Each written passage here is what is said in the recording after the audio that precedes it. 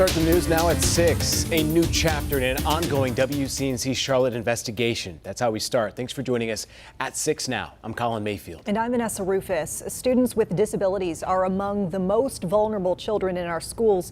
Yet our team found that per capita, North Carolina suspends and expels these students more than every other state in the country. And data actually shows most of those kids are black, which means they miss out on more classroom learning than their peers. As part of our suspended series, Nate Morabito continues seeking solutions. Since our reporting began, we've heard from dozens of parents representing kids in more than 30 districts across North Carolina. You're about to meet one of those parents. She tells us discriminatory discipline is standing in the way of her child's progress. Sydney Goes to School, a guide to a proactive school day with autism spectrum disorder.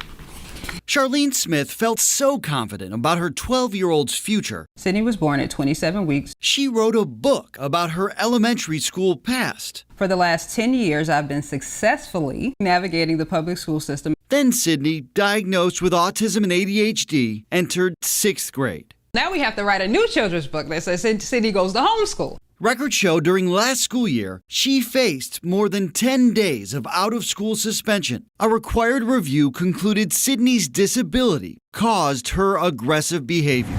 The school district, with support from Sydney's doctor, eventually sent her home for the rest of the year. She's remained homebound ever since. She's getting 1 hour a day. Provided hardly any daily instruction. I feel like an idiot now that I wrote this. It's especially painful considering her mother is a first-generation high school graduate, former middle school teacher, and current college instructor. It crushes me for me to know that I can't guarantee an education for my own child. Sydney's experience is representative of a larger problem. Kids with disabilities who look like her. It's devastating, it's traumatizing, it's embarrassing. Are disproportionately disciplined. Something needs to change. Data show other school districts are much worse. In fact, more than 24 in North Carolina are on a state warning list for significant disproportionality. For us, it's not about being on a list. It really is about doing what's right for kids. Districts like Rowan Salisbury and Charlotte Mecklenburg. I think CMS is starting to lean into the work of fixing some of those issues. Both of which report enhanced training and more focused efforts to be fair and consistent. We are working with educators, making sure that they have the knowledge, skills, and abilities. The National Education Association has also made this a priority, noting years of systemic racism and unconscious bias. We're learning how to create the kind of environment that is safe and inclusive and welcoming.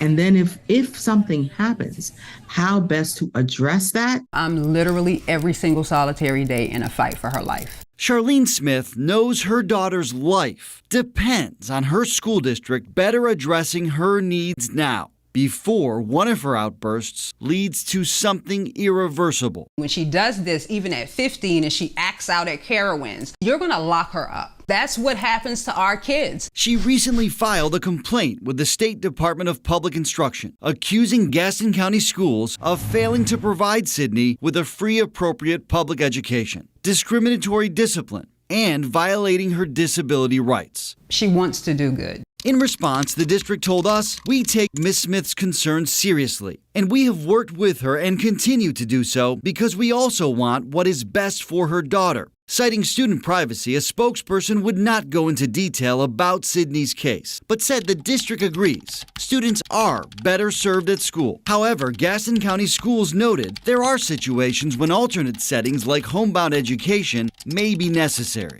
but only under the direction of a doctor or medical professional, or when it is determined that the student is a harm to himself or herself and or to others. I have no idea how this is going to go. I have no clue. As Smith and the district negotiate a solution for Sydney, Sydney's room checklist. Her next chapter remains unclear. Part of a story. Mommy sings the wake-up song. That is being rewritten every day.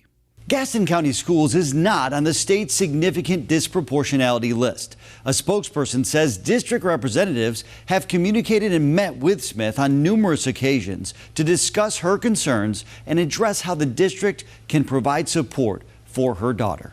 Nate Morabito, WCNC Charlotte.